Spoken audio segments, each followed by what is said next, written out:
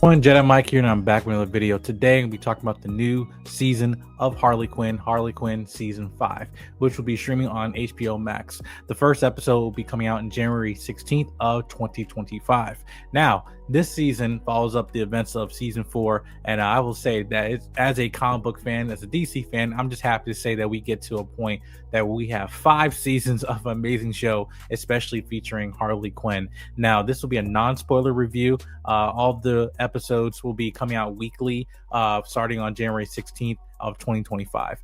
Now, with this season, we see the new stage of Harley and Poison Ivy and their new relationship, and we're basically kind of going through any regular problems that couples go through, where they feel like they're missing some type of spark and missing some type of excitement in the relationship, and they get pulled into a new adventure, moving from Gotham City to Metropolis, and we go to Metropolis, and we get, obviously, which is the hometown for Superman, and we get a bunch of DC characters within the Superman mythos, such as Lois Lane. We also know that obviously from Season 4 that Lex Luthor is in jail, but we also get introduced to new characters. Lena Luthor, who is played by Aisha Taylor, who was voiced by Aisha Taylor, and I think her new character definitely adds another element to the dynamic in the relationship between Poison Ivy and Harley Quinn, and not much is really revealed beginning stages of this season about what her intentions are, but you get to see some undertones of what actually her true motivation is. But I feel like she's a really good addition to this cast, new characters. But in Metropolis, obviously, we get Lois Lane, we get Superman, and we're seeing Superman also in a stage of this character as we've seen him in previous seasons, but now in his hometown. Now we're seeing where Superman is now almost getting to a point where he's becoming irrelevant, right? He's becoming irrelevant. We started to get seeds of like where he's at emotionally as a character, and I think it's very interesting seeing that this type of lightheartedness of the Superman, the fact that yes, he is big, he is stoic, but at the same time he also is just a person who has feelings and has emotions as well, just like anybody, and seeing that character who represents lightheartedness, represents hope, but at the same time in a society where people don't actually see that he matters, that's very interesting, the complex idea that they kind of dive into in the beginning stages of the season. But it's interesting to see how obviously, as this is the year of the DCU, as we're starting, obviously concluding with Creature Commandos, starting also with this season of Season 5 Harley Quinn. But in July of 2025, we're going to get a first film of Superman, played by David Corenswet, directed by James Gunn. And this, you can definitely see the tones of this show, kind of, even though it's not in the same continuity, it's still just showing themes of Superman and Metropolis and stuff like that, and kind of preparing us for what's coming out in the later half of this year. They know that their audience are DC comic fans, so there's gonna be a lot of Easter eggs that you can see either by the dialogue, but other cameos of characters, but also just certain costumes and stuff in terms of the environment. Like, the location of Metropolis, and you see things in the lore of Superman comics, and I think that was very interesting to see. Again, just keeping that excitement, even though they're not diving into the whole Zach Geis of it all and trying to make a whole plot in the current story of Season 5, but they do a good job just for sprinkling a little bit of Easter eggs for the fans out there, especially you're a fan of Superman. You get to see that, like, maybe certain costumes or certain elements of Superman that, that's you, that reminded you of previous either iterations of Superman, animated or live action. And I think, again, that was very interesting to see that. But you also get returning characters like Bruce Wayne, but the one thing that I really appreciate with this show they're doing, that what the first few seasons did, is that they are never scared of actually expanding, Harley character as well as Poison Ivy in the realm of the DC universe. That in this show you feel, again, the connectedness in terms of the overall DC universe of characters that already exist and stuff, and the fact that, like in previous seasons, that we already got Darkseid, already got Parademons, got the Justice League and stuff like that. That this show is not scared to tackle other plot points, especially introducing new characters but iconic villains such as Brainiac. And you get to see a little seeds being planted in terms of him moving on to this season. But the fact that how they handled the dark side storyline in previous seasons, to me, I am not afraid in terms of how the Harley Quinn in this show is going to fit in terms of Brainiac. It will be interesting because he is a more intellectual villain.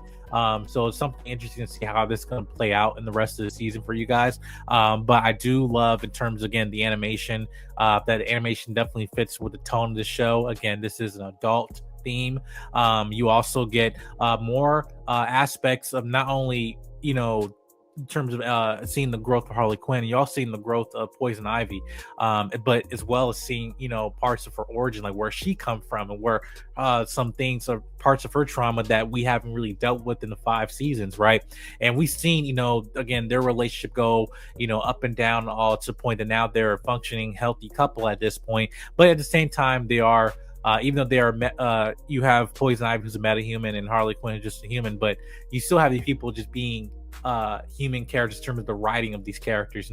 These people are flawed. They are in a relationship. They're going to make mistakes. They're going to make they have areas of growth. But the big thing I feel coming from someone that's married is that I definitely love how they're using this show, or at least in the story point this season. You're seeing the growth and the challenges that Harley and Poison Ivy are going through in the relationship, and it's just enlightening to see them portraying it in a new lens. As well, just not only just using comic book characters, but just in a different form of relationship, in terms of also a partnership as well. And I love that they highlight that in a, not only in a realistic manner, but in a respectful manner too. Because again, I feel like the big thing when you're tackling with these out of the world characters, especially DC characters, the root of who the characters are in terms of their core, their foundation, right? And even though they can be wild, be messed up and crazy, just as we've seen with this show, this season you get to see a little bit more of growth and development of their relationship as people, and I love to see that. But also another thing too, in terms of as this is an adult show, yes, there is violence, there is gore, there's a lot of definitely sexual connotation to certain jokes as well. Again, I don't advise children watching this show, but at the same time, this is a very entertaining show and realistic show in terms of the themes that they tackle this as you being an adult viewer. Definitely comedic and entertaining on the upcoming beginning of the season, but as they also expand the lore of these characters, you also get to see some new faces, but from comic readers you get to see some familiar faces as well, that are tied to some of these characters' origins, and that's going to be very interesting to see how that plays out. But also another thing, in terms of them adapting certain comic book storylines as well, in terms of we seeing, in the trailers for the season, that you get to see Red X, you get to see other DC characters. Continue to keep your eyes out there because there's more surprises that they only reveal in the trailer. And I was very happy to see how they play this. Again, they're not treating you like an idiot as a DC fan. You know who these characters are, you know these comic book references, and then you pay attention to the dialogue. There's some seeds or Easter eggs that are in there just for you, and it's very exciting to see that. And again, just to the fact that we get to 5 seasons on HBO Max, with Harley Quinn, who's an amazing character. But again, the writing of this character, again, along with with Poison Ivy, with King Shark, with Clayface, now also you get like Superman, Batman, other sort of characters that appear. I'm very happy to see again this story of these characters that I grow to love, and for me reading the comics and seeing them now in this new format animation, that I just happy to see that in 5 seasons that the entertainment is still at the height it's ever been, and it's still keeping that momentum, and I hope to see this continue on in further seasons, but we have to wait and see. But you guys are in store for something very, very good for this season 5 for Harley Quinn, which will be streaming on HBO Max on January 16th of 2025. All right, make sure you subscribe button, comment, like, and share. Let me know your thoughts of Harley Quinn season 5 on HBO Max. All right, see you guys in the next video. Peace.